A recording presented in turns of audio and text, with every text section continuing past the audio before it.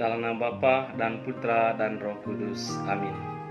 Ya Allah, Bapa yang Maha Baik, dengan rendah hati kami menghadap hadirat-Mu, memohon kekuatan untuk jiwa dan raga kami, agar dalam situasi apapun kami berani memberikan kesaksian akan iman kami, untuk selalu mengatakan ya pada kehendak-Mu. Semoga dengan ini jiwa kami mengalami sukacita, raga kami mengalami kesehatan, sehingga akhirnya diri kami bisa menampilkan diri sebagai anak-anak-Mu yang terberkati. Engkaulah Allah kami, kini dan sepanjang segala masa. Amin. Dalam nama Bapa dan Putra dan Roh Kudus. Amin. Saudaraku yang terkasih, bacaan Injil hari ini diambil dari Injil Matius bab 5 ayat 33 sampai 37. Tuhan sertamu dan sertamu juga. Inilah Injil Yesus Kristus menurut Matius. Dimuliakanlah Tuhan. Dalam khotbah di bukit, Yesus berkata, "Kalian telah mendengar apa yang disabdakan kepada nenek moyang kita. Jangan bersumpah palsu, melainkan peganglah sumpahmu di hadapan Tuhan.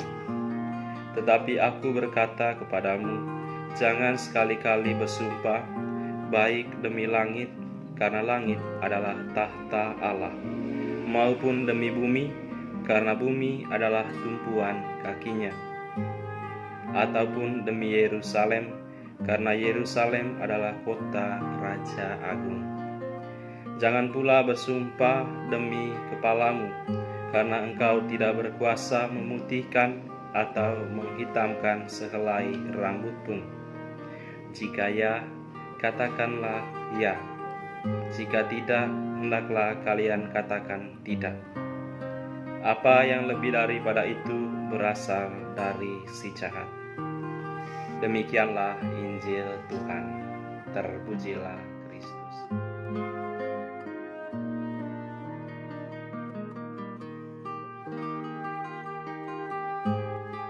Saudaraku yang terkasih, perjalanan hidup masih harus kita lalui.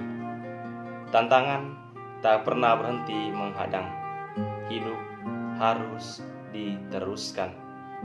Hidup bukan untuk menyerah, hidup untuk berjuang. Butuh kekuatan iman dalam memperjuangkan hidup. Dengan memiliki iman, maka kita mempertemukan fisik dan jiwa untuk membentuk mental yang kuat. Mengapa iman dibutuhkan? Karena fisik tak selamanya kuat, namun jiwa diharapkan selalu kuat. Walaupun fisik kuat, namun jika jiwa lemah, tidak akan mampu menghadapi tantangan dengan baik. Namun jiwa yang kuat, meskipun fisik lemah, akan mampu membentuk mental yang kuat. Maka mari kita berkata jujur pada diri kita.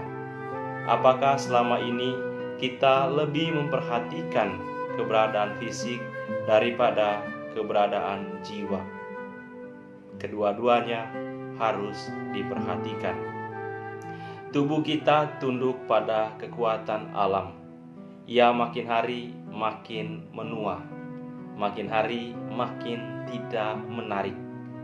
Tetapi jiwa tergantung pada hubungan kita dengan Allah. Makin hari jiwa kita makin muda dan makin segar kalau kita memiliki hubungan yang dalam dengan Allah. Kalau kita memiliki kesatuan yang baik dengan Allah yang mengasihi kita. Saudara, kalau jiwa tak pernah kita rawat, maka dampaknya lebih berbahaya daripada kehancuran tubuh. Vitamin jiwa adalah doa. Sudahkah Anda berdoa hari ini? Seringkah Anda berdoa? Kalau Anda belum berdoa dan Anda jarang berdoa, maka berdoalah. berdoalah, berdoalah. Banyak orang yang bekerja keras dengan hasil yang luar biasa, namun tak pernah bahagia, karena jiwanya tidak tersentuh, jiwanya hampa, jiwanya merana tak tahu arah, jiwanya tidak pernah diajak untuk berdoa. Kehidupan akan bertambah baik kalau jiwa tetap dipelihara di tengah kerja keras raga. Maka saudara, untuk sukses, doa sama pentingnya dengan kerja.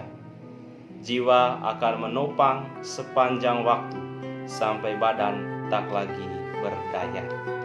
Saudaraku yang terkasih, bagi kita pembentukan mental yang baik adalah ketika jiwa semakin dekat dengan Tuhan, ketika jiwa semakin mengenal penciptanya. Yang butuh makanan bukan hanya tubuh, tetapi juga jiwa. Jiwa mendapatkan makanannya melalui doa. Saudaraku yang terkasih, seringkali kita mengatakan diri sebagai pengikut Tuhan. Seringkali kita mengatakan diri, saya adalah pengikut Tuhan Yesus. Tetapi pada saat yang sama, jiwa kita menuju ke tempat lain. Jiwa kita mengikuti yang lain. Artinya apa? Artinya, kalau kita mengatakan kita adalah pengikut Tuhan, itu harus menjadi milik kita. Menjadi milik kita sepenuhnya.